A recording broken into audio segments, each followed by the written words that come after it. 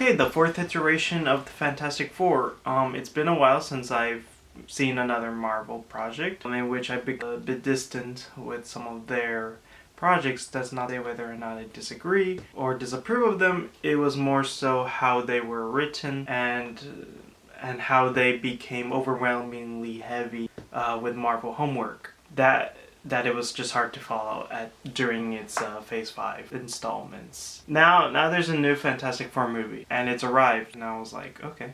And then it's like, oh, it's in a new Earth. Okay. So that's a good start. So what did I think about the film? I thought this film was fantastic. Say that again? While I think the film pretty good, it did have some issues. However, it was fantastic. Watch from beginning to end. And not only that, but also underlined the relationship between the group, and that I believe in that this may be the first one that mostly was a drama than a superhero film, especially with the tones of family involved. The film story is quite simple and reminiscent of original MCU films from my childhood, when the world seemed more straightforward. However, despite its simplicity, the story doesn't shy away from the drama and suspense it presents. I like how the film begins. It's not flashy, explosive scene like some of the films in Phase 5. Instead, it starts with a human announcement, where Pedro Pascal's Reed Richards and Vanessa Kirby's Sue Storm announce that she is pregnant in the world.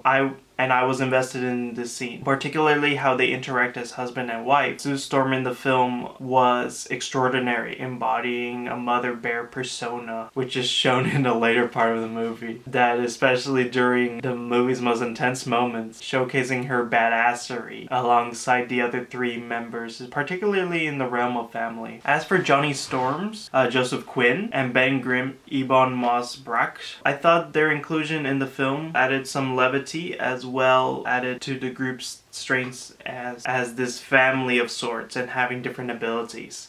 Besides their superhero abilities, I found interesting that Johnny is the linguistic person of the group who is good at both deciphering lost languages as well being the hothead playboy we know. As for Ben, they made him more charismatic and added to him also being a practitioner of medicinal equipment, as well as being one of the best fighter pilots in the film. The CGI in this film is pretty good for the most part. I will say the only issue at times is Reed's and Sue's baby, Franklin, who at times randomly looks like a different baby. It's not terrible, but it's noticeable.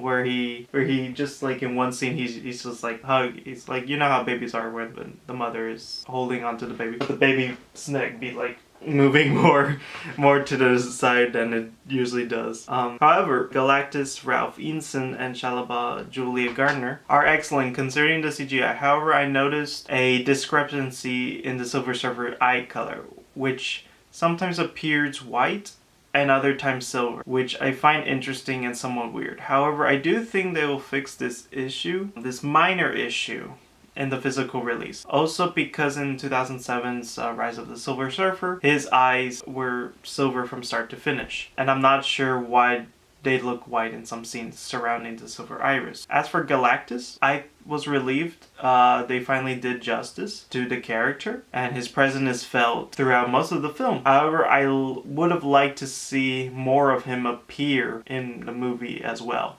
The music in the film, composed by Michael Giacchino, was excellent, particularly with the theme that plays throughout the movie whenever the Fantastic Four members perform their heroic feats. The drama in the film is engaging, innovative in both performance and action scenes, in which it felt like them going back to the drawing board to make this film feel distinct, but also restrict itself in the comedy aspect as well, because this film has bits of comedy, and however, it's taken more seriously than its prior MCU counterparts, so that's a plus for me. And having a plot not only be focused on baby Franklin, but also their Earth universe inhabitants, I wish the prior phase had introduced more of the multiverse more naturally, unlike Multiverse of Madness, which barely showed any of the other world. My issues with the film is that it could have been a bit longer. They teased Doctor Doom so much in the film that you barely see him in the finished product. Well, I would have been interested in seeing John Malkovich's character,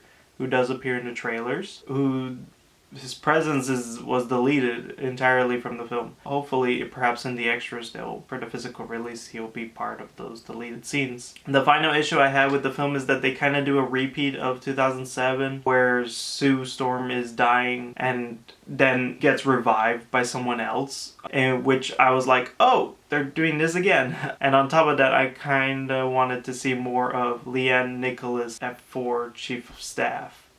Who was played by Sarah Nile, who appears in parts of the film where I felt like she should have at least appeared more in the movie and be a part of the team's dynamic, even if it was for press or for United Nation meetings.